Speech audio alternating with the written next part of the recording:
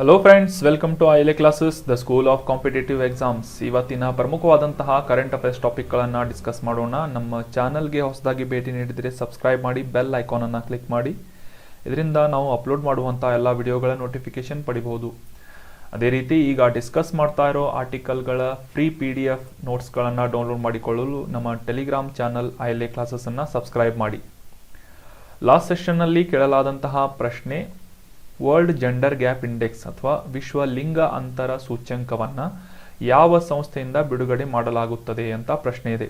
ಆಪ್ಷನ್ಗಳಲ್ಲಿ World Economic Forum, UNESCO, World Bank ಅಥವಾ World Health Organisation ಅಂತ ಇದೆ. ಸೊ ಈ ಪ್ರಶ್ನೆಯ ಸರಿಯಾದ ಉತ್ತರ ಆಪ್ಷನ್ 1, ವರ್ಲ್ಡ್ ಎಕನಾಮಿಕ್ ಫೋರಂ. ಈ ಸಂಸ್ಥೆಯಿಂದ ಪ್ರತಿ ವರ್ಷ ವಿಶ್ವ ಲಿಂಗ ಅಂತರ ಸೂಚ್ಯಂಕವನ್ನು ಬಿಡುಗಡೆ ಮಾಡಲಾಗುತ್ತೆ. 2022ರ ಈ ವರದಿಯಲ್ಲಿ 146 ದೇಶಗಳನ್ನು ಸರ್ವೆ ಮಾಡಲಾಗಿತ್ತು. ಸೊ 146 ದೇಶಗಳ ಪೈಕಿ ಭಾರತಕ್ಕೆ 135ನೇ ಸ್ಥಾನ ದೊರಕಿದೆ. ಸೊ ನೆನ್ಪಿಟ್ಕೊಳ್ಳಿ, ವಿಶ್ವ ಲಿಂಗ ಅಂತರ ಸೂಚ್ಯಂಕ ಅಥವಾ ವರ್ಲ್ಡ್ ಜೆಂಡರ್ ಗ್ಯಾಪ್ ಇಂಡೆಕ್ಸ್ನಲ್ಲಿ ಭಾರತದ 2022ರ ಆವೃತ್ತಿಯ ರಿಪೋರ್ಟ್ನಲ್ಲಿರುವಂತಹ ಸ್ಥಾನ ಎಷ್ಟು ಅಂತಂದರೆ 135. ಅದೇ ರೀತಿ ಪ್ರಥಮ ಸ್ಥಾನವನ್ನು ಐಸ್ಲ್ಯಾಂಡ್ ದೇಶ ಪಡೆದುಕೊಂಡಿದೆ. ಇನ್ನು ಇವತ್ತಿನ ಪ್ರಶ್ನೆಯನ್ನು ನೋಡೋಣ. What is the clean energy target of India till 2030? 2030ರವರೆಗೆ ಭಾರತ ಶುದ್ಧ ಇಂಧನದ ಗುರಿ ಇಟ್ಕೊಂಡಿದೆ. ಅದು ಎಷ್ಟು ಅಂತ ಪ್ರಶ್ನೆ ಇದೆ. ಆಪ್ಷನ್ಗಳಲ್ಲಿ option A 400 gigawatt, option B 500 gigawatt, option C 600 gigawatt ಅಥವಾ ಆಪ್ಷನ್ ಡಿ 1000 ಗಿಗಾವ್ಯಾಟ್ಗಳು ಅಂತ. ಸೊ ಸರಿಯಾದ ಉತ್ತರವನ್ನು ಕಮೆಂಟ್ ಬಾಕ್ಸ್ನಲ್ಲಿ ಕಮೆಂಟ್ ಮಾಡಿ. ನಾಳೆ ಇದರ ಕರೆಕ್ಟ್ ಆದ ಆನ್ಸರನ್ನು ತಿಳಿದುಕೊಳ್ಳುವುದರೊಂದಿಗೆ ಪೂರ್ಣ ಇನ್ಫಾರ್ಮೇಷನನ್ನು ಡಿಸ್ಕಸ್ ಮಾಡೋಣ. ಲಾಸ್ಟ್ ಸೆಷನ್ನಲ್ಲಿ ಆನ್ಸರ್ ಮಾಡಿದಂತಹ, ಕಮೆಂಟ್ ಮಾಡಿದಂತಹ ಎಲ್ಲ ಕ್ಯಾಂಡಿಡೇಟ್ಸ್ಗಳಿಗೂ ಕಂಗ್ರ್ಯಾಚುಲೇಷನ್ಸ್. ಇದೇ ರೀತಿ ಡಿಸ್ಕಷನ್ನಲ್ಲಿ ಭಾಗವಹಿಸ್ತಾ ಇರಿ, ಇದರಿಂದ ನಿಮ್ಮ ನಾಲೆಜ್ ಕೂಡ ಇಂಪ್ರೂವ್ ಆಗುತ್ತೆ ಅಂತ ಹೇಳ್ತಾ ಇವತ್ತಿನ ಆರ್ಟಿಕಲ್ಗೆ ಸಂಬಂಧಿಸಿದಂತಹ ಪ್ರಶ್ನೆಯನ್ನು ನೋಡೋಣ. ಈ ಕ್ವಶನ್ ಸಾಕಷ್ಟು ಇಂಪಾರ್ಟೆಂಟ್ ಆಗಿರೋದ್ರಿಂದ ಲಕ್ಷ್ಯ ಕೊಟ್ಟು ಕೇಳಿಸಿಕೊಳ್ಳಿ. ಸೊ ಸ್ಟೇಟ್ಮೆಂಟ್ ರೂಪದಲ್ಲಿರುವಂತಹ ಕ್ವಶನ್ ಆಗಿರೋದ್ರಿಂದ ಸೊ ಎಕನಾಮಿಗೆ ಸಂಬಂಧಪಟ್ಟಂತಹ ಈ ಪ್ರಶ್ನೆಯನ್ನು ಸರಿಯಾಗಿ ಅರ್ಥ ಮಾಡ್ಕೊಳ್ಳಿ. ಸೆಂಟ್ರಲ್ ಬ್ಯಾಂಕ್ ಡಿಜಿಟಲ್ ಕರೆನ್ಸಿ ಅಥವಾ CBDC ಅಂದರೆ ಏನು, ಇದರ ಅರ್ಥ ಏನು ಅಂತ ಪ್ರಶ್ನೆ ಇದೆ. ಸ್ಟೇಟ್ಮೆಂಟ್ಗಳಲ್ಲಿ 1ನೇ ಸ್ಟೇಟ್ಮೆಂಟ್ನಲ್ಲಿ ಇದು ಭಾರತದ ಕ್ರಿಪ್ಟೋ ಕರೆನ್ಸಿ ಆಗಿದೆ. CBDC ಒಂದು ಕ್ರಿಪ್ಟೋ ಕರೆನ್ಸಿ ಆಗಿದೆ ಅಂತ 1ನೇ ಸ್ಟೇಟ್ಮೆಂಟ್ ಹೇಳ್ತಾ ಇದೆ. 2ನೇ ಸ್ಟೇಟ್ಮೆಂಟ್ನಲ್ಲಿ ಇದು ವಿಕೇಂದ್ರೀಕೃತವಾದಂತಹ ವರ್ಚುವಲ್ ಕರೆನ್ಸಿ ಆಗಿದೆ ಅಂತ ಇನ್ನೊಂದು ಸ್ಟೇಟ್ಮೆಂಟ್ ಹೇಳ್ತಾ ಇದೆ. 3ನೇ ಸ್ಟೇಟ್ಮೆಂಟ್, ಈ CBDCಗಳು ಭಾರತದಲ್ಲಿ ಸಾಮಾನ್ಯ ಫಿಯಟ್ ಹಣ ಮತ್ತು ಕಾನೂನು ಟೆಂಡರ್ ಆಗಿ ಕಾರ್ಯವನ್ನು ನಿರ್ವಹಿಸುತ್ತವೆ ಅಂತ ಸ್ಟೇಟ್ಮೆಂಟ್ ಇದ್ದು, 4ನೇ ಸ್ಟೇಟ್ಮೆಂಟ್ಗಳಲ್ಲಿ ಇದು ಬ್ಲಾಕ್ ಚೈನ್ ತಂತ್ರಜ್ಞಾನವನ್ನು ಬಳಸಿಕೊಂಡು ವ್ಯವಹರಿಸುವಂತಹ ಕರೆನ್ಸಿ ಆಗಿದೆ ಅಂತ ಸ್ಟೇಟ್ಮೆಂಟ್ ಇದೆ. ಸೊ ಆಪ್ಷನ್ಗಳನ್ನು ನೋಡೋದಾದರೆ ಆಪ್ಷನ್ ಎ 1 ಮಾತ್ರ ಸರಿ ಅಂತ ಇದೆ, ಆಪ್ಷನ್ ಬಿ 1 ಮತ್ತು 2 ಕರೆಕ್ಟ್ ಆಗಿದೆ ಅಂತ, ಆಪ್ಷನ್ ಸಿ 2 ಮತ್ತು 4 ಸರಿ ಇದೆ ಅಂತ, ಆಪ್ಷನ್ ಡಿ 3 ಮತ್ತು 4ನೇ ಸ್ಟೇಟ್ಮೆಂಟ್ ಸರಿ ಇದೆ ಅಂತ ಹೇಳ್ತಾ ಇದೆ. ಸೊ ಸರಿಯಾದ ಸ್ಟೇಟ್ಮೆಂಟ್ ಯಾವುದು ಅಂತ ತಿಳ್ಕೋಣ. ಸೊ ಇದರಲ್ಲಿ ಆಪ್ಷನ್ 3, ಸ್ಟೇಟ್ಮೆಂಟ್ 3 ಮತ್ತು ಸ್ಟೇಟ್ಮೆಂಟ್ 4 ಇವು ಸರಿಯಾದಂತಹ ಸ್ಟೇಟ್ಮೆಂಟ್ಗಳಾಗಿದ್ದು, ಸರಿಯಾದ ಉತ್ತರ ಆಪ್ಷನ್ ಡಿ 3 ಮತ್ತು 4ನೇ ಸ್ಟೇಟ್ಮೆಂಟ್ಗಳು ಸರಿಯಾಗಿವೆ. Option D is right answer. ಯಾವ ರೀತಿ ಅಂತಂದರೆ, ಇವುಗಳು ಅಂದರೆ ಸೆಂಟ್ರಲ್ ಬ್ಯಾಂಕ್ ಡಿಜಿಟಲ್ ಕರೆನ್ಸಿಗಳು ಸಾಮಾನ್ಯ ಫಿಯಟ್ ಹಣ ಮತ್ತು ಕಾನೂನು ಟೆಂಡರ್ ಆಗಿ ಕಾರ್ಯವನ್ನು ನಿರ್ವಹಿಸುತ್ತವೆ. ಇದರ ಕುರಿತಾಗಿ ಕಂಪ್ಲೀಟ್ ಆಗಿ ಡಿಸ್ಕಷನ್ ಮಾಡೋಣ. ಈ ಫಿಯಟ್ ಮನಿ ಏನು, ಕಾನೂನು ಟೆಂಡರ್ ಏನು, ಇದನ್ನೆಲ್ಲ ಕಂಪ್ಲೀಟ್ ಆಗಿ ಕಾನ್ಸೆಪ್ಟನ್ನು ಅಂಡರ್ಸ್ಟ್ಯಾಂಡ್ ಮಾಡ್ಕೊಳ್ಳೋಣ. ಅದೇ ರೀತಿ ಈ ಸೆಂಟ್ರಲ್ ಬ್ಯಾಂಕ್ ಡಿಜಿಟಲ್ ಕರೆನ್ಸಿ ಏನಿದೆ, ಈ ಬ್ಲಾಕ್ ಚೈನ್ ಅನ್ನುವ ಒಂದು ತಂತ್ರಜ್ಞಾನವನ್ನು ಬಳಸಿಕೊಂಡು ಡಿಸೈನ್ ಮಾಡಲಾದಂತಹ ಒಂದು ಕರೆನ್ಸಿ ಆಗಿದೆ. ಸೊ ಇದರ ಕುರಿತಾದಂತಹ ಡೀಟೇಲ್ ಇನ್ಫಾರ್ಮೇಷನನ್ನು ಈ ಆರ್ಟಿಕಲ್ನಲ್ಲಿ ತಿಳಿದುಕೊಳ್ಳೋಣ. ರೀಸೆಂಟಾಗಿ ನಮ್ಮ ಭಾರತೀಯ ರಿಸರ್ವ್ ಬ್ಯಾಂಕ್ನಿಂದ ಸೆಂಟ್ರಲ್ ಬ್ಯಾಂಕ್ ಡಿಜಿಟಲ್ ಕರೆನ್ಸಿ CBDCಯನ್ನು ಈ ಹಣಕಾಸು ವರ್ಷದಲ್ಲಿ 2022-23ರ ಹಣಕಾಸು ವರ್ಷದಲ್ಲಿ ಮುಖ್ಯವಾಗಿ ಈ ಸಗಟು ವ್ಯವಹಾರಗಳೊಂದಿಗೆ ಅಥವಾ ಹೋಲ್ಸೇಲ್ ಬಿಸ್ನೆಸ್ನಲ್ಲಿ ಪ್ರಾರಂಭ ಮಾಡುವುದಾಗಿ ನಿರ್ಧಾರವನ್ನು ಹೇಳಲಾಗಿದೆ.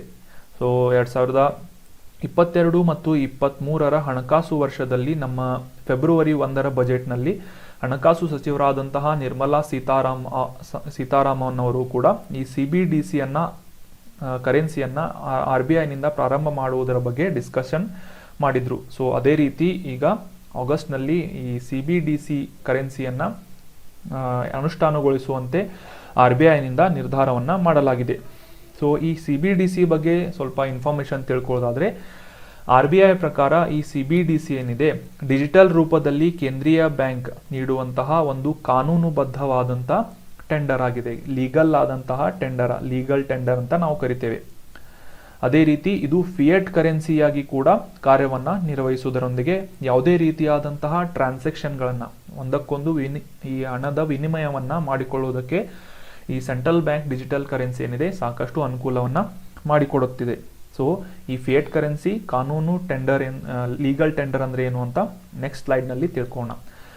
ಇನ್ನೊಂದು ಪಾಯಿಂಟ್ ಏನು ಅಂತಂದರೆ, ಈ CBDC ಏನಿದೆ ಮುಖ್ಯವಾಗಿ ಈಗ ಬೂಮ್ನಲ್ಲಿರುವಂತಹ ಬ್ಲಾಕ್ ಚೈನ್ ಟೆಕ್ನಾಲಜಿಯನ್ನು ಬಳಸಿಕೊಂಡು ಡಿಸೈನ್ ಮಾಡಲಾದಂತಹ ಒಂದು ಕರೆನ್ಸಿಯಾಗಿದೆ. ನೆನ್ಪಿಟ್ಕೊಳ್ಳಿ, ಯಾವ ರೀತಿ ನಮ್ಮ ಕಾಯಿನ್ಸ್ಗಳು ಮತ್ತು ನೋಟ್ಸ್ಗಳು ಕರೆನ್ಸಿಯಾಗಿವೆ ಅದೇ ರೀತಿ ಈ ಡಿಜಿಟಲ್ ಕರೆನ್ಸಿ ಕೂಡ ಕಾರ್ಯವನ್ನು ನಿರ್ವಹಿಸಲಿದೆ. ಇದಕ್ಕೆ ಮುಖ್ಯವಾಗಿ ಬ್ಲಾಕ್ ಚೈನ್ ಅನ್ನುವ ತಂತ್ರಜ್ಞಾನವನ್ನು ಅದರ ಒಂದು ಸಪೋರ್ಟಿಂಗ್ನ ವಾಲೆಟ್ಗಳನ್ನು ಬಳಸಿಕೊಂಡು ನಮ್ಮ ಟ್ರಾನ್ಸಾಕ್ಷನ್ ಅಥವಾ ವಹಿವಾಟನ್ನು ನಡೆಸಬಹುದಾಗಿದೆ ಅಂತ ರಿಸರ್ವ್ ಬ್ಯಾಂಕ್ ಹೇಳಿದೆ. ನಮಗೆಲ್ಲ ಗೊತ್ತಿರೋ ಹಾಗೆ ಈ ಬಿಟ್ಕಾಯಿನ್ಸ್ ಆಗಿರ್ಬೋದು, ಕ್ರಿಪ್ಟೋ ಕರೆನ್ಸಿ ಆಗಿರ್ಬೋದು, ಅಥವಾ ಡಿಸೆಂಟ್ರಲೈಸ್ಡ್ ವರ್ಚುವಲ್ ಕರೆನ್ಸಿಗಳಾಗಿರ್ಬೋದು, ಅದೇ ರೀತಿಯಾದಂತಹ ಒಂದು ಕಾನ್ಸೆಪ್ಟನ್ನು ಇಟ್ಕೊಂಡು ಇನ್ಸ್ಪೈರ್ ಆಗಿ ಈ ಒಂದು ಸೆಂಟ್ರಲ್ ಬ್ಯಾಂಕ್ ಡಿಜಿಟಲ್ ಕರೆನ್ಸಿಯನ್ನು ಡೆವಲಪ್ ಮಾಡಲಾಗಿದೆ.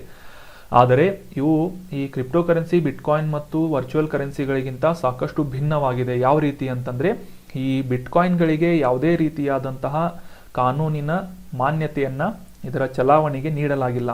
ಆದರೆ ಸೆಂಟ್ರಲ್ ಬ್ಯಾಂಕ್ ಡಿಜಿಟಲ್ ಕರೆನ್ಸಿ ಏನಿದೆ ಇದು ಲೀಗಲ್ ಆದಂತಹ ಟೆಂಡರ್ ಆಗಿದ್ದರಿಂದ ಇದನ್ನು ನಾವು ನಿಸ್ಸಂಕೋಚವಾಗಿ ನಾವು ಈ ಕರೆನ್ಸಿಯನ್ನು ಬಳಸಬಹುದಾಗಿದೆ ಭಾರತದಲ್ಲಿ. ಸೊ ನೆನ್ಪಿಟ್ಕೊಳ್ಳಿ, ಇವು ಕ್ರಿಪ್ಟೋ ಕರೆನ್ಸಿ ಅಲ್ಲ, ಇವು these are different which are backed by blockchain technology. So ಇನ್ನು ಈ ಡಿಸ್ಕಷನ್ನಲ್ಲಿ ಡಿಸ್ಕಸ್ ಮಾಡಲಾದಂತಹ ಕೀ ಟರ್ಮ್ಸ್ಗಳಾದಂತಹ ಕಾನೂನುಬದ್ಧ ಟೆಂಡರ್ ಅಥವಾ ಲೀಗಲ್ ಟೆಂಡರ್ ಮತ್ತು ಫಿಯೆಟ್ ಕರೆನ್ಸಿ ಅಂದರೆ ಏನು ಅಂತ ತಿಳ್ಕೋಣ.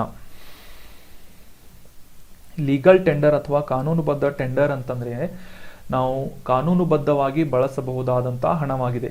ಮುಖ್ಯವಾಗಿ ಈ ಸಾಲಗಳಾಗಿರಬಹುದು ಅಥವಾ ಯಾವುದೇ ರೀತಿಯಾದಂತಹ ಬಾಧ್ಯತೆಗಳು ಅಥವಾ ಆಬ್ಲಿಗೇಷನ್ಗಳನ್ನು ಪಾವತಿ ಮಾಡುವುದಕ್ಕೆ ನಾವು ಸದ್ಯಕ್ಕೆ ಬಳಸಲಾಗುವಂತಹ ಕಾಯಿನ್ಗಳಾಗಿರ್ಬೋದು, ಈ ನೋಟ್ಸ್, ಬ್ಯಾಂಕ್ ನೋಟ್ಸ್ಗಳಾಗಿರ್ಬೋದು, ಇವುಗಳನ್ನು ಲೀಗಲ್ ಟೆಂಡರ್ಸ್ ಅಂತ ಕರೆಯಲಾಗುತ್ತೆ ಕರೆನ್ಸಿಗಳನ್ನು. ಸೊ ಅದೇ ರೀತಿ ಫಿಯೆಟ್ ಕರೆನ್ಸಿ ಅಂತ ಕೂಡ ಈ ಒಂದು ಕರೆನ್ಸಿಗಳನ್ನು ಕರೆಯಲಾಗುತ್ತೆ, ನೋಟ್ಸ್ ಮತ್ತು ಕಾಯಿನ್ಸ್ಗಳನ್ನು. ಫಿಯೆಟ್ ಕರೆನ್ಸಿ ಅಂತಂದರೆ ಸರ್ಕಾರದಿಂದ ಆದೇಶವನ್ನು ಹೊರಡಿಸುವುದರೊಂದಿಗೆ ಈ RBIನಿಂದ ಈ ಒಂದು ಹಣವನ್ನು ಮುದ್ರಿಸಲಾಗಿರುತ್ತೆ. ಸೊ ಸರ್ಕಾರದ ಆದೇಶದೊಂದಿಗೆ ಬೆಂಬಲಿತವಾಗಿರುವ ಹಣವನ್ನು ಈ ಫಿಯೆಟ್ ಕರೆನ್ಸಿ ಅಂತ ಕರೆಯಲಾಗುತ್ತೆ. ಸೊ ಈಗ ಡಿಸ್ಕಸ್ ಮಾಡಿದಂತಹ ಸೆಂಟ್ರಲ್ ಬ್ಯಾಂಕ್ ಡಿಜಿಟಲ್ ಕರೆನ್ಸಿ ಕೂಡ ಈಗ ನಮ್ಮ ಯಾವ ರೀತಿ ಕಾಯಿನ್ಸ್ಗಳು, ನೋಟ್ಸ್ಗಳು ವರ್ಕ್ ಮಾಡ್ತಾ ಇವೆ ಅದೇ ರೀತಿಯಾದಂತಹ ಒಂದು ದಾರಿಯಲ್ಲಿ ಫಂಕ್ಷನ್ ಮಾಡಲಿದೆ. ಬಟ್ ಇವು ಡಿಜಿಟಲ್ ರೂಪದಲ್ಲಿ ನಮಗೆ ಲಭ್ಯವಾಗಲಿವೆ. ಸೊ ಕಾನ್ಸೆಪ್ಟ್ ಕಂಪ್ಲೀಟ್ ಆಗಿ ಕ್ಲಿಯರ್ ಆಯಿತು ಅಂತ ಅನ್ಕೋತೀನಿ. ನಿಮ್ಮ ಯಾವುದೇ ಡೌಟ್ಸ್ ಇದ್ದರೆ ಕಮೆಂಟ್ ಬಾಕ್ಸ್ನಲ್ಲಿ ಕಮೆಂಟ್ ಮಾಡಿ, ನಾಳೆ ಇದರ ಪೂರ್ತಿ ಡಿಸ್ಕಷನನ್ನು ಮಾಡೋಣ. ಓಕೆ, ಪ್ರಶ್ನೆಯನ್ನು ನೋಡೋದಾದರೆ, ಈ CBDC ಅಥವಾ ಸೆಂಟ್ರಲ್ ಬ್ಯಾಂಕ್ ಡಿಜಿಟಲ್ ಕರೆನ್ಸಿಗಳು ಭಾರತದಲ್ಲಿ ಸಾಮಾನ್ಯ ಫಿಯೆಟ್ ಹಣ ಕೂಡ ಆಗಿವೆ. ಅದೇ ರೀತಿ ಕಾನೂನುಬದ್ಧವಾದಂತಹ ಟೆಂಡರ್ ಕೂಡ ಆಗಿ ಕಾರ್ಯವನ್ನು ನಿರ್ವಹಿಸಲಿವೆ. ಅದೇ ರೀತಿ ಆರ್ಟಿಕಲ್ನ ಡಿಸ್ಕಸ್ ಮಾಡಿದ ಹಾಗೆ ಇವು ಬ್ಲಾಕ್ ಚೈನ್ ಟೆಕ್ನಾಲಜಿಯನ್ನು ಸಪೋರ್ಟ್ ಪಡೆದುಕೊಂಡು ಡೆವಲಪ್ ಮಾಡಲಾದಂತಹ ಕರೆನ್ಸಿಗಳಾಗಿವೆ. ಅದೇ ರೀತಿ 3-4 ಸ್ಟೇಟ್ಮೆಂಟ್ಗಳು ಕರೆಕ್ಟ್ ಆಗುತ್ತೆ. ಇದು ಭಾರತದ ಕ್ರಿಪ್ಟೋ ಕರೆನ್ಸಿ ಅಂತ ಸ್ಟೇಟ್ಮೆಂಟ್ ಇದೆ, ಇದು ರಾಂಗ್ ಆಗುತ್ತೆ. ಸೊ ಕ್ರಿಪ್ಟೋ ಕರೆನ್ಸಿಯೇ ಬೇರೆ, ನಮ್ಮ ಭಾರತದ ಈ ಲೀಗಲ್ ಆದಂತಹ ಡಿಜಿಟಲ್ ಕರೆನ್ಸಿಯೇ ಬೇರೆ. ಅದೇ ರೀತಿ ವಿಕೇಂದ್ರೀಕೃತ ವರ್ಚುವಲ್ ಕರೆನ್ಸಿಗಳಾಗಿವೆ ಅಂತ ಎರಡನೇ ಸ್ಟೇಟ್ಮೆಂಟ್ ಹೇಳ್ತಾ ಇದೆ, ಇದು ಕೂಡ ತಪ್ಪಾಗುತ್ತೆ. ಯಾವ ರೀತಿ ಕ್ರಿಪ್ಟೋ ಕರೆನ್ಸಿ ಆಗಿರ್ಬೋದು, ಬಿಟ್ಕಾಯಿನ್ಸ್ಗಳಾಗಿರ್ಬೋದು, ಇವನ್ನ ಡಿಸೆಂಟ್ರಲೈಸ್ಡ್ ವರ್ಚುವಲ್ ಕರೆನ್ಸಿ ಅಂತ ಕರೆಯಲಾಗುತ್ತೆ. ಆದರೆ ನಮ್ಮ ಭಾರತದ ಸೆಂಟ್ರಲ್ ಬ್ಯಾಂಕ್ ಡಿಜಿಟಲ್ ಕರೆನ್ಸಿ ಏನಿದೆ ಇದು ಕೇಂದ್ರೀಕೃತವಾದಂತಹ ವರ್ಚುವಲ್ ಕರೆನ್ಸಿ ಆಗಿದೆ. ಕೇಂದ್ರೀಕೃತವಾದಂತಹ ಅಂತಂದರೆ ಒಂದೇ ಒಂದು ಸೋರ್ಸ್ನಿಂದ, ದ್ಯಾಟ್ ಈಸ್ RBIನಿಂದ ಈ ಒಂದು ಕರೆನ್ಸಿಯನ್ನು ರೆಗ್ಯುಲೇಟ್ ಮಾಡಲಾಗುತ್ತೆ. ಸೊ 1, 2 ಸ್ಟೇಟ್ಮೆಂಟ್ಸ್ಗಳು ರಾಂಗ್ ಆಗುತ್ತೆ, 3, 4 right. So option D is correct answer. ಮುಂದಿನ ಪ್ರಶ್ನೆಯನ್ನು ನೋಡೋಣ. ರೀಸೆಂಟಾಗಿ ನ್ಯೂಸ್ನಲ್ಲಿರುವಂತಹ ಟೊಮೆಟೊ ಜ್ವರ, ಇದಕ್ಕೆ ಸಂಬಂಧಿಸಿದಂತೆ ಈ ಕೆಳಗಿನ ಯಾವ ಹೇಳಿಕೆಗಳು ಸರಿಯಾಗಿವೆ ಅಂತ ಹೇಳಬೇಕು. ಸ್ಟೇಟ್ಮೆಂಟ್ಗಳನ್ನು ನೋಡೋಣ. ಟೊಮೆಟೊ ಜ್ವರ ಒಂದು ವೈರಲ್ ಕಾಯಿಲೆಯಾಗಿದೆ ಅಂತ ಸ್ಟೇಟ್ಮೆಂಟ್ ಇದೆ. ಎರಡನೇದು, ಇದು ಜೀವಕ್ಕೆ ಅಪಾಯ ತಂದೊಡ್ಡುವಂತಹ ಕಾಯಿಲೆಯಾಗಿದೆ ಅಂತ ಎರಡನೇ ಸ್ಟೇಟ್ಮೆಂಟ್ ಹೇಳ್ತಾ ಇದೆ. ಅದೇ ರೀತಿ ಈ ಟೊಮೆಟೊ ಜ್ವರ ಏನಿದೆ ಸ್ವಯಂ ಸೀಮಿತಗೊಳಿಸುವಂತಹ ಕಾಯಿಲೆಯಾಗಿದೆ ಅಂತ ಮೂರನೇ ಸ್ಟೇಟ್ಮೆಂಟ್ ಹೇಳ್ತಾ ಇದೆ. ನಾಲ್ಕನೇ ಸ್ಟೇಟ್ಮೆಂಟ್, ಈ ಜ್ವರಕ್ಕೆ ಯಾವುದೇ ರೀತಿಯಾದಂತಹ ನಿರ್ದಿಷ್ಟ ಔಷಧವನ್ನು ಡೆವಲಪ್ ಮಾಡಲಾಗಿಲ್ಲ ಅಂತ ಸ್ಟೇಟ್ಮೆಂಟ್ ಇದೆ. ಸೊ ಆಪ್ಷನ್ಗಳಲ್ಲಿ 1 ಮತ್ತು 2 ಕರೆಕ್ಟ್ ಆಗಿವೆ. Option B 1, 2, 3 are right. Option C 1, 3 ಮತ್ತು 4 ಮಾತ್ರ. ಆಪ್ಷನ್ ಡಿ ಮೇಲಿನ ಯಾವ ಹೇಳಿಕೆಗಳು ಕೂಡ ಸರಿಯಾಗಿಲ್ಲ ಅಂತ ಹೇಳ್ತಾ ಇದೆ. ಸೊ ಸರಿಯಾದ ಉತ್ತರವನ್ನು ನೋಡೋದಾದರೆ ಈ ಟೊಮೆಟೊ ಜ್ವರ ಒಂದು ವೈರಲ್ ಅಥವಾ ವೈರಸ್ನಿಂದ ಬರುವಂತಹ ಕಾಯಿಲೆಯಾಗಿದೆ, ಇದು ಕರೆಕ್ಟ್ ಸ್ಟೇಟ್ಮೆಂಟ್. ಎರಡನೇದು, ಇದು ಜೀವಕ್ಕೆ ಅಪಾಯವನ್ನು ತಂದೊಡ್ಡುವಂತಹ ಕಾಯಿಲೆಯಾಗಿದೆ ಅಂತ ಅನ್ನೋ ಸ್ಟೇಟ್ಮೆಂಟ್ ರಾಂಗ್ ಆಗಿದೆ. ಅದು ಯಾವ ರೀತಿ ಅಂತ ಸಂಪೂರ್ಣ ಡಿಸ್ಕಷನ್ ಮಾಡುವುದರ ಮೂಲಕ ತಿಳಿದುಕೊಳ್ಳೋಣ. ಮೂರನೇ ಸ್ಟೇಟ್ಮೆಂಟ್, ಈ ಜ್ವರವು ಸ್ವಯಂ ಸೀಮಿತಗೊಳಿಸುವಂತಹ ಕಾಯಿಲೆಯಾಗಿದೆ, ಈ ಸ್ಟೇಟ್ಮೆಂಟ್ ಕೂಡ ಸರಿಯಾಗಿದೆ. ಯಾಕಂದರೆ ಇದು ತನ್ನಿಂದ ತಾನೇ ಕೆಲವೊಂದಿಷ್ಟು ದಿನಗಳು ಕಳೆದ ಮೇಲೆ ಸೂಕ್ತವಾದಂತಹ ರೆಸ್ಟ್ ಮಾಡಿದ ಮೇಲೆ ಈ ಒಂದು ಕಾಯಿಲೆ ಸಂಪೂರ್ಣವಾಗಿ ವಾಸಿಯಾಗುವುದರಿಂದ ಇದು ಸ್ವಯಂ ಸೀಮಿತಗೊಳಿಸುವಂತಹ ಕಾಯಿಲೆಯಾಗಿದೆ. ನಾಲ್ಕನೇ ಸ್ಟೇಟ್ಮೆಂಟ್, ಈ ಜ್ವರಕ್ಕೆ ಯಾವುದೇ ರೀತಿಯಾದಂತಹ ನಿರ್ದಿಷ್ಟ ಔಷಧವಿಲ್ಲ. ಸೊ ಈಗ ರೀಸೆಂಟಾಗಿ ಕಂಡು ಬಂದಂತಹ ಈ ಟೊಮೆಟೊ ಜ್ವರ ಏನಿದೆ, ಟೊಮೆಟೊ ಫೀವರ್, ಇದಕ್ಕೆ ಸದ್ಯಕ್ಕೆ ಯಾವುದೇ ರೀತಿಯಾದಂತಹ ನಿರ್ದಿಷ್ಟ ಔಷಧ ಕಂಡು ಬಂದಿಲ್ಲ. ಸೊ ಈ ಸ್ಟೇಟ್ಮೆಂಟ್ ಕೂಡ ಕರೆಕ್ಟ್ ಆಗುತ್ತೆ. So statement 1, 3, 4 are right. So option C is right answer. ಆಗಲೇ ಡಿಸ್ಕಸ್ ಮಾಡಿದ ಹಾಗೆ ಈ ಒಂದು ಟೊಮೆಟೊ ಫ್ಲೂ ಅಥವಾ ಟೊಮೆಟೊ ಜ್ವರ ಏನಿದೆ ನ್ಯೂಸ್ನಲ್ಲಿ ಬಂದಿತ್ತು. ಸೊ ಇದರ ಕುರಿತಾದಂತಹ ಡೀಟೇಲ್ ಡಿಸ್ಕಷನ್ ಈ ಒಂದು ಆರ್ಟಿಕಲ್ನಲ್ಲಿ ಮಾಡೋಣ. ರೀಸೆಂಟಾಗಿ ಲ್ಯಾನ್ಸೆಟ್ ರೆಸ್ಪಿರೇಟರಿ ಜರ್ನಲ್ನ ಒಂದು ವರದಿಯ ಪ್ರಕಾರ, ರಿಪೋರ್ಟ್ನ ಪ್ರಕಾರ 5 ವರ್ಷಕ್ಕಿಂತ ಕಡಿಮೆ ವಯಸ್ಸಿನ ಮಕ್ಕಳಲ್ಲಿ ಈ ಟೊಮೆಟೊ ಫ್ಲೂ ಅಥವಾ ಟೊಮೆಟೊ ಜ್ವರ ಇದರ ಸೋಂಕು ಭಾರತದಲ್ಲಿ ಕಂಡು ಬಂದಿದೆ ಅಂತ ವರದಿ ಮಾಡಿದೆ. ಇದು ರೀಸೆಂಟ್ ಆಗಿ ಅಲ್ಲ, ಅಂದರೆ ಮೇ 6ರಲ್ಲೇ ಕೂಡ ಈ ಒಂದು ಕೇರಳದ ಕೊಲ್ಲಂನಲ್ಲಿ ಜೀವ ಅಲ್ಲದಂತಹ ಒಂದು ವೈರಸ್ ಅನ್ನ ಮೊದಲ ಬಾರಿಗೆ ಗುರುತಿಸಲಾಗಿತ್ತು. ಈ ಒಂದು ಇಮೇಜ್ನಲ್ಲೂ ಕೂಡ ನೋಡ್ಬೋದು ಯಾವ ರೀತಿ ಇದರ ಪರಿಣಾಮ ಆಗಿರುತ್ತೆ ಅಂತ. ಸೊ ಇದಕ್ಕೆ ಟೊಮೆಟೊ ಜ್ವರ ಅಂತ ಹೆಸರನ್ನು ಇಡಲಾಗಿದೆ. ಇದು ಪ್ರಾಥಮಿಕ ರೋಗ ಲಕ್ಷಣಗಳನ್ನು ತಿಳ್ಕೊಳ್ಳೋದಾದರೆ ಇದು ಚಿಕನ್ ಗುನ್ಯಾದಂತೆಯೇ ವರ್ತಿಸುತ್ತದೆ. ಫಾರ್ ಎಕ್ಸಾಂಪಲ್, ಚಿಕನ್ ಗುನ್ಯಾಕ್ಕೆ ಇರುವಂತಹ ಕೆಲವೊಂದಿಷ್ಟು ಸಿಂಪ್ಟಮ್ಗಳಾದಂತಹ ಜ್ವರ ಆಗಿರ್ಬೋದು, ದದ್ದುಗಳಾಗಿರ್ಬೋದು, ಕೀಲುಗಳಲ್ಲಿ ತೀವ್ರವಾದಂತಹ ನೋವಾಗಿರ್ಬೋದು, ಅದೇ ರೀತಿಯಾದಂತಹ ರೋಗ ಲಕ್ಷಣಗಳನ್ನು ಈ ಟೊಮೆಟೊ ಜ್ವರ ಕೂಡ ಹೊಂದಿದೆ. ಅಷ್ಟೇ ಅಲ್ಲದೆ ಜ್ವರ ಮತ್ತು ಬಾಡಿ ಪೇನ್ ಮುಖ್ಯವಾದಂತಹ ರೋಗ ಲಕ್ಷಣಗಳಾಗಿವೆ. ಇವುಗಳಿಗೆ ಪ್ಯಾರಾಸಿಟಮೋಲ್ನ ಒಂದು ಸಪೋರ್ಟ್ನಿಂದ ಈ ಚಿಕಿತ್ಸೆಗೆ ತುರ್ತು ಅಗತ್ಯವಾದಂತಹ ಟ್ರೀಟ್ಮೆಂಟನ್ನು ಕೊಡಬಹುದಾಗಿದೆ. ಈ ಟೊಮೆಟೊ ಜ್ವರಕ್ಕೆ ಮುಖ್ಯವಾದಂತಹ ವೈರಸ್ ಯಾವುದು ಅಂತಂದರೆ ಇದು ವೈರಲ್ ಇನ್ಫೆಕ್ಷನ್ ಆಗಿರೋದ್ರಿಂದ ಕಾಕ್ಸಾಕಿ ವೈರಸ್ A16 ಅಥವಾ A16 ಅನ್ನುವ ಒಂದು ವೈರಸ್ನ ಹೆಸರಿನಿಂದ ಈ ಟೊಮೆಟೊ ಜ್ವರ ಉಂಟಾಗುತ್ತದೆ. ಇದು ಎಂಟ್ರೋವೈರಸ್ ಅನ್ನುವ ಒಂದು ವೈರಸ್ನ ಫ್ಯಾಮಿಲಿಗೆ ಸೇರಿದಂತಹ ವೈರಸ್ ಆಗಿದೆ, ಕಾಕ್ಸಾಕಿ ವೈರಸ್ A16 ಅಂತ. ಸೊ ಕಾನ್ಸೆಪ್ಟ್ ಕ್ಲಿಯರ್ ಆಯಿತು ಅಂತ ಅನ್ಕೋತೀನಿ. ಟೊಮೆಟೊ ಜ್ವರ ಯಾವುದರಿಂದ ಬರುತ್ತೆ, ಅದರ ರೋಗ ಲಕ್ಷಣಗಳು ಮತ್ತು ಯಾವ ಊರಿನಲ್ಲಿ ಇದು ಮೊದಲ ಬಾರಿಗೆ ಕಂಡು ಬಂದಿತ್ತು, ಅದೇ ರೀತಿ ಇದು ಲೈಫ್ ಥ್ರೆಟನಿಂಗ್ ಆದಂತಹ ಒಂದು ಸಿಕ್ನೆಸ್ ಅಥವಾ ಜ್ವರ ಅಲ್ಲ, ತನ್ನಿಂದ ತಾನೇ ಆರಾಮ ಆಗುವಂತಹ ಒಂದು ಜ್ವರವಾಗಿದೆ. ಮುಂದಿನ ಪ್ರಶ್ನೆಯನ್ನು ನೋಡೋಣ. ಶಾಶ್ವತ ರಾಸಾಯನಿಕಗಳು ಅಥವಾ ಫಾರೆವರ್ ಕೆಮಿಕಲ್ಸ್ ಅಂತ ರೀಸೆಂಟ್ ಆಗಿ ನ್ಯೂಸ್ನಲ್ಲಿತ್ತು. ಇದು ಏನು ಅಂತ ಪ್ರಶ್ನೆ ಇದೆ. What is meant by permanent chemicals or forever chemicals ಅಂತ ಪ್ರಶ್ನೆ ಇದ್ದು, ನಾವು ದಿನನಿತ್ಯದಲ್ಲಿ ಬಳಸುವಂತಹ ವಸ್ತುಗಳಾದಂತಹ ವಾಟರ್ ಪ್ರೂಫ್ ಆದಂತಹ ಜಾಕೆಟ್ಗಳಾಗಿರ್ಬೋದು, ಉಡುಪುಗಳಾಗಿರ್ಬೋದು, ಗೋಡೆಗೆ ಹಚ್ಚುವಂತಹ ಪೇಂಟ್, ವಾರ್ನಿಷ್, ಈ ರೀತಿಯಾದಂತಹ ಪದಾರ್ಥಗಳು, ಮತ್ತು ನಾವು ಅಡುಗೆ ಮನೆಯಲ್ಲಿ ಯೂಸ್ ಮಾಡುವಂತಹ ನಾನ್ ಸ್ಟಿಕ್ಕಿ ತವೆಗಳಾಗಿರ್ಬೋದು, ಈ ರೀತಿಯಾದಂತಹ ಸಾಕಷ್ಟು ಪದಾರ್ಥಗಳಿಂದ ನಾವು ಶಾಶ್ವತ ರಾಸಾಯನಿಕದ ಸಂಪರ್ಕಕ್ಕೆ ಬರ್ತಾ ಇದ್ದೇವೆ ಅಂತ ನ್ಯೂಸ್ನಲ್ಲಿದೆ. ಸೊ ಇದರ ಕುರಿತಾದಂತಹ ಡೀಟೇಲ್ ಆದಂತಹ ಆರ್ಟಿಕಲ್ ಅನ್ನ ಡಿಸ್ಕಸ್ ಮಾಡೋಣ. ಪರಿಸರ ವಿಜ್ಞಾನ ಮತ್ತು ತಂತ್ರಜ್ಞಾನದಲ್ಲಿ ಪ್ರಕಟವಾದಂತಹ ಅಂದರೆ ರೀಸೆಂಟ್ ಆಗಿ ಪಬ್ಲಿಷ್ ಆದಂತಹ ಒಂದು ಅಧ್ಯಯನದ ಪ್ರಕಾರ ಪರ್ ಮತ್ತು ಪಾಲಿಫ್ಲೋರೋ ಅಲ್ಕಲೈಲ್ ಅಥವಾ ಪರ್ ಆ್ಯಂಡ್ ಪಾಲಿಫ್ಲೋರೋ ಅಲ್ಕಲೈಲ್ ಸಬ್ಸ್ಟೆನ್ಸ್ಗಳು ಈ ಒಂದು ಮಳೆ ನೀರಿನಲ್ಲಿ ಸೇರಿಕೊಂಡು ಕಲುಷಿತವಾದಂತಹ ಮಳೆ ನೀರನ್ನು ಸುರಿಸಿದೆ. ಸೊ ಇದು ಸೀರಿಯಸ್ ಆದಂತಹ ಒಂದು ಇಶ್ಯೂ ಆಗಿರೋದ್ರಿಂದ ಮಳೆ ನೀರು ಕೂಡ ಕಂಪ್ಲೀಟ್ ಆಗಿ ಶುದ್ಧವಾಗಿಲ್ಲ ಅನ್ನೋದು ಬಹಳ ಒಂದು ಆಶ್ಚರ್ಯಕರವಾದಂತಹ ಸಂಗತಿಯಾಗಿದೆ. ಇದರಲ್ಲಿ ಪರ್ ಆ್ಯಂಡ್ ಪಾಲಿಫ್ಲೋರೋ ಅಲ್ಕಲೈಲ್ ಅನ್ನುವ ಸಬ್ಸ್ಟೆನ್ಸ್ ಅಥವಾ ಪದಾರ್ಥಗಳು ಕಂಡು ಬಂದಿದ್ದು ಎಲ್ಲರಿಗೂ ಆಶ್ಚರ್ಯವನ್ನು ಉಂಟು ಮಾಡಿದೆ. ಸೊ ಶಾಶ್ವತ ರಾಸಾಯನಿಕಗಳನ್ನು ಹೊಂದಿರುವಂತಹ ಈ ಮಳೆ ನೀರು ದೀರ್ಘಕಾಲದವರೆಗೆ ವಾತಾವರಣದಲ್ಲಿ ಮಳೆ ನೀರು ಅಥವಾ ಮಣ್ಣು ಇದರೊಂದಿಗೆ ಸೇರಿಕೊಂಡು ಉಳಿಯುವಂತಹ ಸಬ್ಸ್ಟೆನ್ಸ್ಗಳನ್ನು ಶಾಶ್ವತ ರಾಸಾಯನಿಕಗಳು ಅಥವಾ ಫಾರೆವರ್ ಕೆಮಿಕಲ್ಸ್ ಅಂತ ಕರೆಯಲಾಗುತ್ತೆ. ಆಗಲೇ ಡಿಸ್ಕಸ್ ಮಾಡಿದ ಹಾಗೆ ಈ ವಾಟರ್ ರಿಪೆಲ್ಲೆಂಟ್ ಕ್ಲೋತಿಂಗ್ ಅಥವಾ ಜಲ ನಿರೋಧಕ ಬಟ್ಟೆಗಳಾಗಿರ್ಬೋದು, ಉಡುಪುಗಳಾಗಿರ್ಬೋದು, ಸ್ಟೇನ್ ರೆಸಿಸ್ಟೆನ್ಸ್ ಬಟ್ಟೆಗಳು, ಸೌಂದರ್ಯವರ್ಧಕ ಅಥವಾ ಕಾಸ್ಮೆಟಿಕ್ಸ್ಗಳಾಗಿರ್ಬೋದು, ಅಗ್ನಿಶಾಮಕ ಸಿಬ್ಬಂದಿ ಧರಿಸುವಂತಹ ಯೂನಿಫಾರ್ಮ್ಗಳಾಗಿರ್ಬೋದು, ಗ್ರೀಸ್, ನೀರು ಮತ್ತು ಈ ಎಣ್ಣೆಯನ್ನು ವಿರೋಧಿಸುವಂತಹ ನಾನ್ ಸ್ಟಿಕ್ಕಿ ತವೆಗಳೇನಿರುತ್ತವೆ ಆ ರೀತಿಯಾದಂತಹ ಪಾತ್ರೆಗಳಾಗಿರ್ಬೋದು, ಈ ರೀತಿಯಾದಂತಹ ಉತ್ಪನ್ನಗಳಿಂದ ಈ ಒಂದು ಶಾಶ್ವತ ರಾಸಾಯನಿಕಗಳ ಸಂಬಂಧಕ್ಕೆ ಅಥವಾ ಸಂಪರ್ಕಕ್ಕೆ ಮನುಷ್ಯ ಬರ್ತಾ ಇದ್ದಾನೆ ಅಂತ ತಿಳ್ಕೊಬೋದು. ಈ ಶಾಶ್ವತ ರಾಸಾಯನಿಕಗಳೇನಿವೆ PFA ಅಂತ ಇವನ್ನ ಕರೀತಾರೆ. ಸೊ ಇವುಗಳ ಉತ್ಪಾದನೆ ಮತ್ತು ಬಳಕೆಯ ಸಮಯದಲ್ಲಿ ಮಣ್ಣು, ನೀರು ಮತ್ತು ಗಾಳಿಗೆ ಈಗ ಈ ರಾಸಾಯನಿಕಗಳು, ಕೆಮಿಕಲ್ಸ್ಗಳು ಸೇರಿಕೊಳ್ಳುತ್ತವೆ.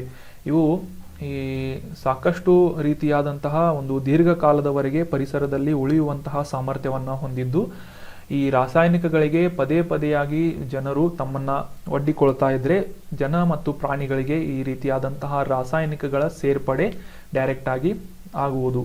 ಸೊ ಇದರಿಂದ ನಮ್ಮ ಆರೋಗ್ಯದ ಮೇಲೆ ಕೂಡ ಸಾಕಷ್ಟು ರೀತಿಯಾದಂತಹ ತೀವ್ರತರ ಪರಿಣಾಮಗಳನ್ನು ನಾವು ಎದುರಿಸಬೇಕಾಗುತ್ತೆ. ಅದರಲ್ಲಿ ಮುಖ್ಯವಾಗಿ ಕಡಿಮೆ ಫಲವತ್ತತೆ ಅಥವಾ ರೆಡ್ಯೂಸ್ಡ್ ಫರ್ಟಿಲಿಟಿ ಅಂತ ಕರೆಯಬಹುದು. ಸೊ ಸಂತಾನೋತ್ಪತ್ತಿಗೆ ಸಂಬಂಧಿಸಿದಂತಹ ಸಮಸ್ಯೆಗಳಾಗಿರ್ಬೋದು, ಮಕ್ಕಳಲ್ಲಿ ಬೆಳವಣಿಗೆಯ ಪರಿಣಾಮಗಳು, ದೇಹದ ಹಾರ್ಮೋನ್ಗಳಲ್ಲಿ ವ್ಯತ್ಯಾಸವಾಗುವುದು, ಹೆಚ್ಚಿದ ಕೊಲೆಸ್ಟ್ರಾಲ್ ಮಟ್ಟ, ಈ ರೀತಿಯಾದಂತಹ ಸಾಕಷ್ಟು ವಿಧವಾದಂತಹ ಕ್ಯಾನ್ಸರ್ಗಳಿಗೂ ಕೂಡ ಈ ಒಂದು ಶಾಶ್ವತ ರಾಸಾಯನಿಕಗಳು ಅಪಾಯವನ್ನು ಮನುಷ್ಯರಿಗೆ ತಂದೊಡ್ಡುವಂತಹ ಸಾಧ್ಯತೆಗಳು ಇವೆ. ಸೊ ಹೀಗಾಗಿ ಇವುಗಳ ಒಂದು ರೆಡ್ಯೂಸ್ಡ್ ಯೂಸಸ್ ಅನ್ನ ನಾವು ಮಾಡುವುದು ಅವಶ್ಯಕವಾಗಿದೆ. ಸೊ PFA ಅಂದರೆ ಕಂಪ್ಲೀಟ್ ಆಗಿ ಅರ್ಥ ಆಯಿತು ಅಂತ ಅನ್ಕೋತೀನಿ. ಮುಂದಿನ ಪ್ರಶ್ನೆಯನ್ನ ನೋಡೋಣ. ಯಾವ ಆಕಾಶಕಾಯದ ಅನ್ವೇಷಣೆಗಾಗಿ ನಾಸಾದಿಂದ ಆರ್ಟೆಮಿಸ್ ಮಿಷನ್ ಅನ್ನ ಪ್ರಾರಂಭ ಮಾಡಲಾಗಿದೆ ಅಂತ ಆಪ್ಷನ್ಗಳಲ್ಲಿ ಸೂರ್ಯ, ಚಂದ್ರ, ಗುರು ಅಥವಾ ಶುಕ್ರ ಅಂತ ಇದೆ. ಸೊ ಈ ಪ್ರಶ್ನೆಯ ಸರಿಯಾದ ಉತ್ತರ ಚಂದ್ರನ ಮೇಲಿನ ಒಂದು ಅನ್ವೇಷಣೆ ಎಕ್ಸ್ಪ್ಲೋರೇಷನ್ ಉದ್ದೇಶಕ್ಕಾಗಿ ನಾಸಾ, ಅಮೆರಿಕಾದ ಬಾಹ್ಯಾಕಾಶ ಸಂಶೋಧನಾ ಸಂಸ್ಥೆಯಾದಂತಹ ನಾಸಾದಿಂದ ಆರ್ಟೆಮಿಸ್ ಅನ್ನುವ ಒಂದು ಮಿಷನ್ ಅನ್ನ ಪ್ರಾರಂಭ ಮಾಡಲಾಗಿದೆ. ಸೊ ಸದ್ಯಕ್ಕೆ ಇದರ 3ನೇ ವರ್ಷನ್ ಆದಂತಹ ನಾಸಾದ ಆರ್ಟೆಮಿಸ್ 3 ಮಿಷನ್ ಬಗ್ಗೆ ರೀಸೆಂಟ್ ಆಗಿ ನ್ಯೂಸ್ನಲ್ಲಿತ್ತು. ನ್ಯೂಸ್ ಏನು ಅಂತಂದ್ರೆ ಈ ಆರ್ಟೆಮಿಸ್ 3 ಮಿಷನ್ ಅನ್ನ ಲಾಂಚ್ ಮಾಡಬೇಕಾದಂತಹ ಒಂದು ಸಂದರ್ಭ ಇದ್ದು, ಮುಖ್ಯವಾಗಿ ಚಂದ್ರನಲ್ಲಿರುವಂತಹ 13 ಮುಖ್ಯ ಪ್ರದೇಶಗಳನ್ನು ಸಂಭಾವ್ಯ ಲ್ಯಾಂಡಿಂಗ್ ಸೈಟ್ಗಳಾಗಿ ನಾಸಾದಿಂದ ಆಯ್ಕೆ ಮಾಡಲಾಗಿದೆ. ಸೊ ಈ ಆರ್ಟೆಮಿಸ್ 3 ಯಾವ ಒಂದು ಪ್ರದೇಶದಲ್ಲಿ ಹೋಗಿ ಲ್ಯಾಂಡಿಂಗ್ ಮಾಡಬೇಕು ಅಂತ 13 ಪ್ರದೇಶಗಳನ್ನು ಆ ಒಂದು ಚಂದ್ರನ ಮೇಲೆ ಗುರುತಿಸಲಾಗಿದೆ. ಮುಖ್ಯವಾಗಿ ಇದು ಯುನೈಟೆಡ್ ಸ್ಟೇಟ್ಸ್ ಆಫ್ ಅಮೆರಿಕಾದ ಸರ್ಕಾರದಿಂದ ಧನ ಸಹಾಯ ಅಥವಾ ಫಂಡಿಂಗ್ ಅನ್ನ ತೆಗೆದುಕೊಂಡು ಅಂತಾರಾಷ್ಟ್ರೀಯ ಮಾನವ ಬಾಹ್ಯಾಕಾಶ ಹಾರಾಟ ಅಂದರೆ ಮಾನವನ ಜೊತೆಗೆ ಒಂದು ಮಿಷನ್ ಅನ್ನ ಲಾಂಚ್ ಮಾಡುವಂತಹ, ಚಂದ್ರನೆಡೆಗೆ ಮಾನವನ ತೆಗೆದುಕೊಂಡು ಹೋಗುವಂತಹ ಒಂದು ಮಿಷನ್ ಆರ್ಟೆಮಿಸ್ 3 ಮಿಷನ್ ಆಗಿದೆ. ಸೊ ಇದು ಮುಖ್ಯವಾಗಿ 2024ರ ವೇಳೆಗೆ ಚಂದ್ರನ ದಕ್ಷಿಣ ಧ್ರುವವನ್ನ, ಇದುವರೆಗೂ ಅತ್ಯಂತ ಕಡಿಮೆಯಾದಂತಹ ಮಾಹಿತಿ ಇರುವಂತಹ ಚಂದ್ರನ ದಕ್ಷಿಣ ಧ್ರುವದ ಪ್ರದೇಶಕ್ಕೆ ಮಾನವ ಸಹಿತವಾದಂತಹ ಮಿಷನ್ ಅನ್ನ ಲಾಂಚ್ ಮಾಡುವಂತಹ ಉದ್ದೇಶವನ್ನ ಈ ಆರ್ಟೆಮಿಸ್ 3 ಮಿಷನ್ ಅಡಿಯಲ್ಲಿ ನಾಸಾ ಮಾಡ್ತಾ ಇದೆ. ಸೊ ಪಾಯಿಂಟ್ ಕ್ಲಿಯರ್ ಆಯಿತು ಅಂತ ಅನ್ಕೋತೀನಿ. ನಾಸಾದಿಂದ ಆರ್ಟೆಮಿಸ್ 3 ಮಿಷನ್ ಅನ್ನ ಲಾಂಚ್ ಮಾಡಲಾಗಿದ್ದು, ಸದ್ಯಕ್ಕೆ 13 ಪ್ರದೇಶಗಳನ್ನ ಲ್ಯಾಂಡಿಂಗ್ ಮಾಡುವ ಉದ್ದೇಶದಿಂದ ಗುರುತಿಸಲಾಗಿದ್ದು, ಚಂದ್ರನ ದಕ್ಷಿಣ ಧ್ರುವಕ್ಕೆ 2024ರವರೆಗೆ ಮಾನವ ಸಹಿತ ಹಾರಾಟವನ್ನ ಈ ನಾಸಾದಿಂದ ಕೈಗೊಳ್ಳಲಾಗ್ತಾ ಇದೆ. ಮುಂದಿನ ಪ್ರಶ್ನೆಯನ್ನು ನೋಡೋಣ. ಅರ್ಹ ಉತ್ಪನ್ನಗಳಿಗೆ GI ಟ್ಯಾಗ್ ಅನ್ನು ಯಾವ ಸಚಿವಾಲಯದಿಂದ ನೀಡಲಾಗುತ್ತೆ ಅಂತ ಪ್ರಶ್ನೆ ಇದೆ. GI ಟ್ಯಾಗ್ಗಳು ಸಾಕಷ್ಟು ನ್ಯೂಸ್ನಲ್ಲಿ ಇರುತ್ತವೆ. ಜಾಗ್ರಫಿಕಲ್ ಇಂಡಿಕೇಶನ್ ಟ್ಯಾಗ್ ಅಂತ. ಸೊ ಈ ಟ್ಯಾಗ್ ಅನ್ನು ಯಾವ ಸಚಿವಾಲಯದಿಂದ, ಯಾವ ಮಿನಿಸ್ಟ್ರಿಯಿಂದ ನೀಡಲಾಗುತ್ತೆ ಅಂತ ಪ್ರಶ್ನೆ ಇದೆ. ಆಪ್ಷನ್ಗಳಲ್ಲಿ ಹಣಕಾಸು ಸಚಿವಾಲಯ, ಆಹಾರ ಸಂಸ್ಕರಣಾ ಕೈಗಾರಿಕೆಗಳ ಸಚಿವಾಲಯ ಅಥವಾ food processing industries ministry. Option C ವಾಣಿಜ್ಯ ಮತ್ತು ಕೈಗಾರಿಕಾ ಸಚಿವಾಲಯ, ಕಾಮರ್ಸ್ ಆ್ಯಂಡ್ ಇಂಡಸ್ಟ್ರಿ ಮಿನಿಸ್ಟ್ರಿ, ಕೃಷಿ ಮತ್ತು ರೈತರ ಕಲ್ಯಾಣ ಸಚಿವಾಲಯ ಅಂತ ಆಪ್ಷನ್ಗಳಲ್ಲಿವೆ. ಸೊ ಸರಿಯಾದ ಉತ್ತರವನ್ನು ಈ ಒಂದು ಆರ್ಟಿಕಲ್ ಡಿಸ್ಕಸ್ ಮಾಡುವುದರ ಮೂಲಕ ತಿಳಿದುಕೊಳ್ಳೋಣ. ರೀಸೆಂಟಾಗಿ GI ಟ್ಯಾಗ್ ನ್ಯೂಸ್ನಲ್ಲಿದ್ದ ಕಾರಣ ಏನು ಅಂತಂದರೆ, ಬಿಹಾರ್ ರಾಜ್ಯದ ಮಿಥಿಲಾದಲ್ಲಿನ ಮಖಾನಾ ಅನ್ನುವ ಒಂದು ಸ್ನ್ಯಾಕ್ಸ್, ಈ ಒಂದು ತಿಂಡಿ ಏನಿದೆ, ಇದಕ್ಕೆ ಕೇಂದ್ರ ಸರ್ಕಾರದಿಂದ ಭೌಗೋಳಿಕ ಸೂಚಕ ಅಥವಾ ಜಾಗ್ರಫಿಕಲ್ ಇಂಡಿಕೇಶನ್ ಅನ್ನುವ ಟ್ಯಾಗ್ ಅನ್ನು ನೀಡಲಾಗಿದೆ. ಇದರಿಂದ ರೈತರಿಗೆ ಪ್ರೀಮಿಯಂ ಆದಂತಹ ಅಥವಾ ಉತ್ಕೃಷ್ಟ ಮಟ್ಟದ ಉತ್ಪನ್ನಗಳನ್ನು ಬೆಳೆಯಲು, ಗರಿಷ್ಠ ಬೆಲೆಯನ್ನು ಪಡೆಯಲು ಈ ಒಂದು GI ಟ್ಯಾಗ್ ಅವಕಾಶ ಮಾಡಿಕೊಡುತ್ತೆ. ಸೊ ಈ ನಿರ್ಧಾರದಿಂದ ಬಿಹಾರದ ಮಿಥಿಲಾ ಪ್ರದೇಶದ 5 ಲಕ್ಷಕ್ಕೂ ಹೆಚ್ಚಿನ ರೈತರಿಗೆ ಸಾಕಷ್ಟು ರೀತಿಯಿಂದ ಸಹಾಯವಾಗ್ತಾ ಇದ್ದು, ಪ್ರಯೋಜನವಾಗ್ತಾ ಇದ್ದು, ಈ ಮಖಾನಾ ಅನ್ನುವ ಒಂದು GI ಟ್ಯಾಗ್ನೊಂದಿಗೆ ನೋಂದಾಯಿಸಿಕೊಂಡ ರೈತರಿಗೆ ಈ ಒಂದು ಬೆಳೆಯನ್ನು ಬೆಳೆಯಲು ಮತ್ತು ಈ ರೀತಿಯ ತಿಂಡಿಯನ್ನು ಉತ್ಪಾದನೆ ಮಾಡಲು ರೈತರಿಗೆ ಸಾಕಷ್ಟು ಲಾಭಗಳನ್ನು ಅನುಭವಿಸಲು ಸುಲಭವಾಗುತ್ತದೆ. ಸೊ ಈ GI ಟ್ಯಾಗ್ ಬಗ್ಗೆ ತಿಳ್ಕೊಳ್ಳೋದಾದರೆ ಇದನ್ನು ಪಡೆಯುವ ಮುಖ್ಯ ಉದ್ದೇಶ ಮತ್ತು ಪ್ರಯೋಜನಗಳೇನು ಅಂತಂದರೆ, 10 ವರ್ಷಗಳವರೆಗೆ ಈ GI ಟ್ಯಾಗನ್ನು ಪಡೆದುಕೊಂಡಂತಹ ಒಂದು ಮ್ಯಾನುಫ್ಯಾಕ್ಚರ್ ಅಥವಾ ರೈತರಿಗೆ ಈ ಒಂದು ರಿಸರ್ವ್ ಆದಂತಹ ಕೆಲವೊಂದಿಷ್ಟು ಪರ್ಮಿಷನ್ಗಳು ಈ GI ಟ್ಯಾಗ್ನಿಂದ ದೊರೆಯುತ್ತವೆ. ಸೊ ಈ ಒಂದು 10 ವರ್ಷದ ಪರ್ಮಿಷನನ್ನು 10 ವರ್ಷ ಮುಗಿದ ನಂತರ ಕೂಡ ಮತ್ತೆ ರಿನ್ಯೂ ಮಾಡುವಂತಹ ಅವಕಾಶ ಇರುತ್ತೆ. ಸೊ ಇದರ ಪ್ರಯೋಜನಗಳನ್ನು ತಿಳ್ಕೊಳ್ಳೋದಾದರೆ, ಇದಕ್ಕೆ ಲೀಗಲ್ ಎನ್ಫೋರ್ಸ್ಮೆಂಟ್ ಅಥವಾ ಕಾನೂನಿನ ರಕ್ಷಣೆ ಕೂಡ ಇದ್ದು, ಅನಧಿಕೃತವಾದಂತಹ ಬಳಕೆಯನ್ನು ತಡೆಗಟ್ಟುವುದು ಅಂದರೆ ಡುಪ್ಲಿಕೇಶನ್ ಅನ್ನು ಮಾಡುವುದನ್ನು ತಡೆಗಟ್ಟುವ ನಿಟ್ಟಿನಲ್ಲಿ ಕೂಡ ಈ GI ಟ್ಯಾಗ್ ಸಹಾಯ ಮಾಡುತ್ತೆ. ಅಷ್ಟೇ ಅಲ್ಲದೆ ಭಾರತದಿಂದ ರಫ್ತು ಮಾಡುವ ಒಂದು ಪ್ರೋತ್ಸಾಹವನ್ನು ಕೂಡ ಈ GI ಟ್ಯಾಗ್ ಮಾಡಿಕೊಡುತ್ತೆ. ಈ GI ಟ್ಯಾಗ್ನಿಂದ ಅಧಿಕೃತವಾಗಿ ಅಫಿಷಿಯಲ್ ಆಗಿ ನೋಂದಾಯಿಸಿಕೊಂಡವರನ್ನು ಹೊರತುಪಡಿಸಿ ಬೇರೆ ಯಾರೂ ಈ ರೀತಿಯಾದಂತಹ ಉತ್ಪನ್ನಗಳನ್ನು ಈ ಒಂದು ಹೆಸರನ್ನು ಬಳಸಿಕೊಂಡು ಉತ್ಪಾದನೆ ಮಾಡುವಂತಿಲ್ಲ. ಫಾರ್ ಎಕ್ಸಾಂಪಲ್, ಬಿಹಾರದ ಮಿಥಿಲಾ ಮಖಾನಾ ಅನ್ನುವ ಸ್ನ್ಯಾಕ್ಸನ್ನು ಆ ಒಂದು ಪ್ರದೇಶದ ರೈತರು ಮತ್ತು ಅಲ್ಲಿನ ಲೋಕಲ್ ಮ್ಯಾನುಫ್ಯಾಕ್ಚರರ್ ಮಾತ್ರ ಪ್ರೊಡ್ಯೂಸ್ ಮಾಡಬಹುದಾಗಿದೆ. ಅದನ್ನು ಹೊರತುಪಡಿಸಿ ಆ ಹೆಸರನ್ನು ಬಳಸಿಕೊಂಡು ಬೇರೆ ಯಾವುದೇ ಪ್ರದೇಶದಲ್ಲಿ ಈ ಒಂದು ಪ್ರಾಡಕ್ಟನ್ನು ಉತ್ಪಾದನೆ ಮಾಡಿದ್ದಾದರೆ ಅವರ ಮೇಲೆ ಕಾನೂನಿನ ಕ್ರಮವನ್ನು ಜಾರಿಗೊಳಿಸುವಂತಹ ಒಂದು ರೂಲ್ಸನ್ನು ಈ GI ಟ್ಯಾಗ್ನ ಅಡಿಯಲ್ಲಿ ಮಾಡಲಾಗಿರುತ್ತೆ. ಸೊ 10 ವರ್ಷಗಳವರೆಗೆ ರಿಸರ್ವ್ ಆಗಿ ಈ ಬಿಹಾರ್ನಲ್ಲಿರುವಂತಹ ಮಿಥಿಲಾ ನಗರದಲ್ಲಿ ಮಾತ್ರ ಈ ಮಖಾನಾ ಅನ್ನುವ ಒಂದು ಖಾದ್ಯವನ್ನು ಅಥವಾ ಪ್ರಾಡಕ್ಟನ್ನು ಉತ್ಪಾದನೆ ಮಾಡಬಹುದಾಗಿದೆ. ಸೊ ಇದರಿಂದ ಆಬ್ವಿಯಸ್ಲಿ ರೈತರಿಗೆ ಸಾಕಷ್ಟು ಅನುಕೂಲ ಮಾಡಿಕೊಡುತ್ತೆ. ಅವರ ಆದಾಯದಲ್ಲೂ ಕೂಡ ಸಾಕಷ್ಟು ಹೆಚ್ಚಳವನ್ನು ನಾವು ಕಾಣಬಹುದು. ಸೊ ಪ್ರಶ್ನೆಗೆ ಹಿಂತಿರುಗುವುದಾದರೆ, ಅರ್ಹ ಉತ್ಪನ್ನಗಳಿಗೆ GI ಟ್ಯಾಗ್ ಅನ್ನು ಯಾವ ಸಚಿವಾಲಯದಿಂದ ನೀಡಲಾಗುತ್ತೆ ಅಂತಂದರೆ, ಆಪ್ಷನ್ಗಳಲ್ಲಿ ಹಣಕಾಸು ಸಚಿವಾಲಯ, ಆಹಾರ ಸಂಸ್ಕರಣಾ ಕೈಗಾರಿಕೆಗಳ ಸಚಿವಾಲಯ, ವಾಣಿಜ್ಯ ಮತ್ತು ಕೈಗಾರಿಕಾ ಸಚಿವಾಲಯ, ಕೃಷಿ ಮತ್ತು ರೈತರ ಕಲ್ಯಾಣ ಸಚಿವಾಲಯ ಅಂತ ಇದೆ. ಸರಿಯಾದ ಉತ್ತರವನ್ನು ಕಮೆಂಟ್ ಬಾಕ್ಸ್ನಲ್ಲಿ ಕಮೆಂಟ್ ಮಾಡಿ. ನಾಳೆ ಇದರ ಕರೆಕ್ಟ್ ಆನ್ಸರನ್ನು ತಿಳ್ಕೋಣ. ಸರ್ಚ್ ಮಾಡಿ GI ಟ್ಯಾಗ್ ಅನ್ನು ಯಾವ ಸಚಿವಾಲಯದ ಅಡಿ ನೀಡಲಾಗುತ್ತೆ ಅಂತ. So comment in the comment box. That was all about today's discussion friends. ಈಗ ಡಿಸ್ಕಸ್ ಮಾಡಿದಂತಹ ಆರ್ಟಿಕಲ್ ನೋಟ್ಸ್ಗಳ ಫ್ರೀ ಡೌನ್ಲೋಡ್ ಮಾಡಿಕೊಳ್ಳಲು ನಮ್ಮ ಟೆಲಿಗ್ರಾಮ್ ಚಾನಲನ್ನು ಸಬ್ಸ್ಕ್ರೈಬ್ ಮಾಡಿ. Thank you so much for joining. Have an awesome day.